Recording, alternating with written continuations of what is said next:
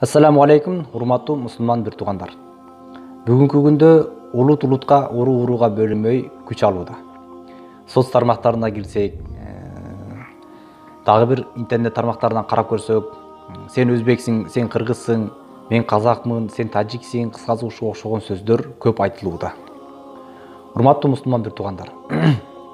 Биз ашхаду алла илаха иллаллаху ва ашхаду анна Мухаммадан абдуху ва расулуху калимасын айтып мусулман болгондон кийин биз бардыгыбыз Аллах Тааланын алдында бирдейбиз жана бардыгыбыз Аллах Тааланын кулу болобуз. Жана пайгамбарыбыз саллаллаху алейхи ва салламдын туусунун астына бириккен жалгыз үммөтбүз бир туугандар. Эми бизге эч кандай улутка бөлүнүүгө, урууга бөлүнүүгө негиз жок бир туугандар. Улут туурасында пайгамбарыбыз саллаллаху алейхи ва салламдын хадисин Алкама радиаллаху анху мындайча баяндайт. Мен лайса минна мен даа иля асабия.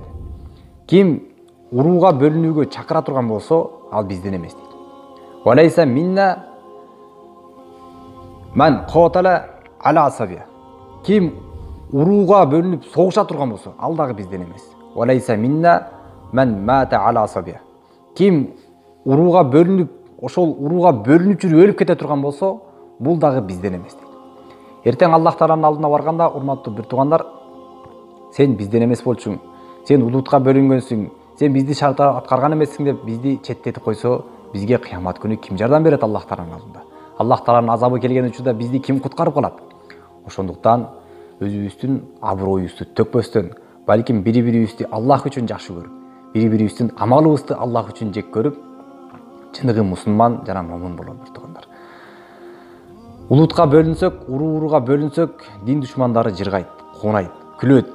Алардын негизги максаты сиз менен биздин ортобуздагы ынтымакты ыдыратыш.